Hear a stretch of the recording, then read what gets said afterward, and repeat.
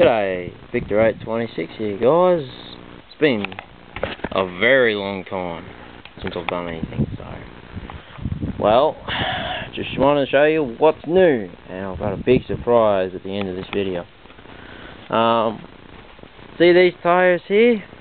Well, we actually made a trip. I tried to do one of these videos before, but the camera died. So, all these tires that I've got here, and these are 31-inch chuggers. These two, that one and that one.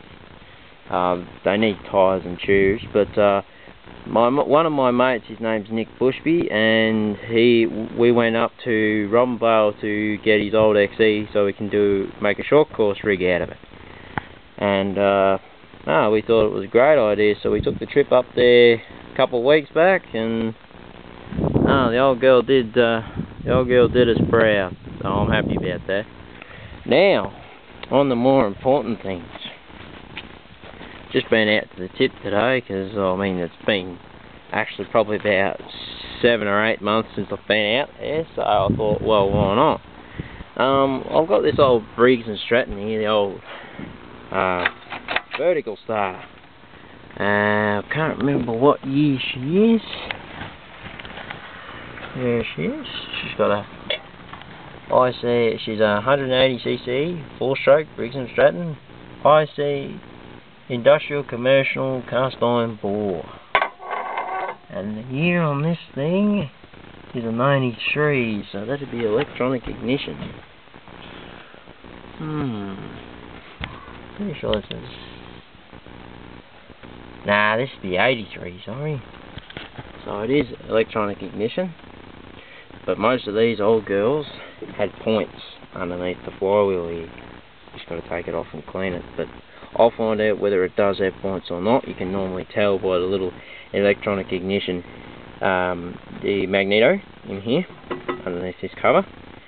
If it's got that a little bump on one side of it, or on this side of the actual coil roll, it's got electronic ignition. If it's missing, it's got points. You can tell. Also, if it's got a wire running up through underneath and into the points box underneath the flywheel, you can also tell by that way. But yeah, she's an 83, and I bought it for $5. Same as those two Ryobis, and this is a Ryobi Scorpion model RLN 1100 Mark II. It's one of the first ones, or well, not first ones, but one of the older ones with the automatic choke. This one's actually, sorry, that's a newer one. This is an older one with a manual choke. And you're probably wondering what this box junk is. Well, this used to be an old rotary hoe, and I got that fitting out that little, it's off a spraying rig out, it's on a fruit block. So what we're going to do, me and my mate, is I'm going to clean this up for him and weld 2 bits of pipe. One there, and one there, and then I'm going to weld one on the end of that. So basically what we're going to do is we're going to make an articulated tractor. Then I'm just going to have the pin that slides down inside here. And then we're just going to put a motor on it, and then I've just got to work out a way of, see this lever here? That's your gear lever. It puts it into forward, reverse, neutral. I've just got to find out a way of making a gear stick you can push it forward, pull it back, and that's basically your gears. So a few things have been happening. The garden's not ready yet, so I'll give you an update on that when it's ready. I haven't put the carrots in yet, but I've got to get the soil ready for it. Okay. This is the big surprise. Ta-da! I have another old ride on. And it was given to me by my old school teacher. Here it is. This is what it is. It's a Rover Ranger 27. It's got an old 7-horse Briggs & Stratton on it. I'm working on it at the moment. He says I can have this for nothing. I'll get to that pipe in a minute. He says I could have that for nothing if I fix this little still here that's sitting on top of me Commando. Only problem is, every time you pull it and you take the spark plug out, tink, tink, tink, tink, there's a little piston going up and down, and it's wobbling like that. So bottom end's gone in it. He says, well, if you can't fix that one, because he brought me two, and this is the second one. This is the second one here. It's a little home light, zip start. One of the cheap home lights, I don't like them. Basically, this is the clutch end that goes on the shaft. Basically, what happens is it's got a bearing in here, two worm drives in the middle, and a bearing on the bottom. Those worm drives are making noise, and it's not good. So I'm going to have to get them replaced. Now, about the pipe. This is the pipe that I bought from the tip today. What I'm going to do is I'm going to slice off little pieces and clean that rotary hoe up first, and then slice off a few pieces to suit what I'm going to do.